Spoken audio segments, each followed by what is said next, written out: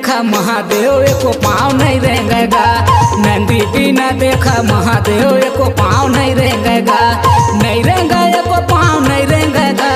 नहीं रेंगा एको पाँव नहीं रेंगेगा।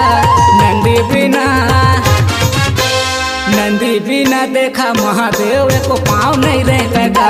नंदी बिना देखा महादेव एको पाँव नहीं रेंगेगा। अरे अरे डम डम डम बजाए डमरू गूंजत है कैलाश हो। जाए बाबा राती भैया हवा सब तैयार हो।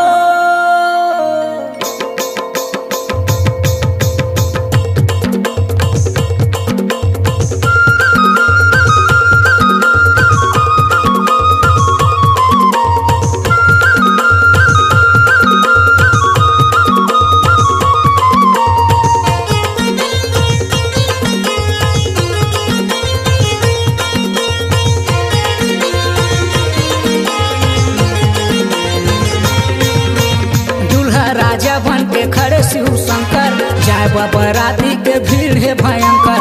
का हो के नंदीला कौन बताए, ब्रह्मा जी करा कथे कछु उपाय।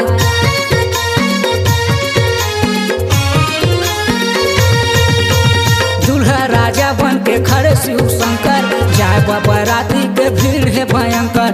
का हो के नंदीला कौन बताए, ब्रह्मा जी करा कथे कछु उपाय। नहीं रेंगा एको पाँव नहीं रेंगेगा। नहीं रेंगा एको पाँव नहीं रेंगेगा। नंदी बिना देखा महादेव एको पाँव नहीं रेंगेगा। नंदी बिना देखा महादेव एको पाँव नहीं रेंगेगा। अरे अरे बोलबम कले पाप सब कट जाए हो। शिव शंकर के दर्शन कर ले जीवन सफल हो जाए हो।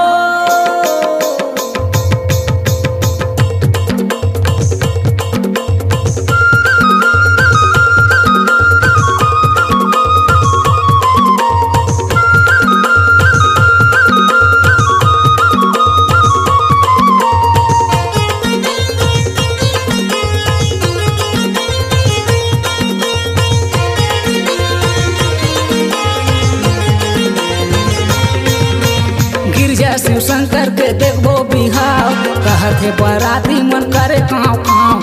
रिग रिग चमकत है महादेव भारी, नंदी तैयार हो के खड़े है सवारी।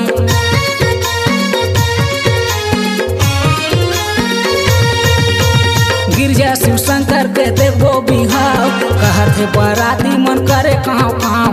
रिग रिग चमकत है महादेव भारी, नंदी तैयार हो के खड़े है सवारी। बैठे है महादेव बैठे है गा, बैठे है महादेव बैठे है गा। नंदी में चढ़ के जावे बराती महादेवा।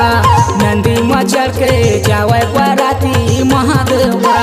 बैठे है महादेव बैठे है गा, बैठे है महादेव बैठे है गा। नंदी में चढ़ के जावे बराती महादेवा। नंदी में चढ़ के जावे बराती महादेवा। नंदी में चढ़ के जावे बराती महादेवा। नंदी में चढ़ के जावे बराती महादेवा। नंदी में चढ़ के जावे बराती महादेवा। नंदी में चढ़ के जावे बराती महादेवा। नमस्ते दोस्तों, नए और पुराने गाने देखने के लिए हमारे चैनल को लाइक, कमेंट, शेयर और सब्सक्राइब करें। निर्माता और निर्देशक दूधराज टंडन।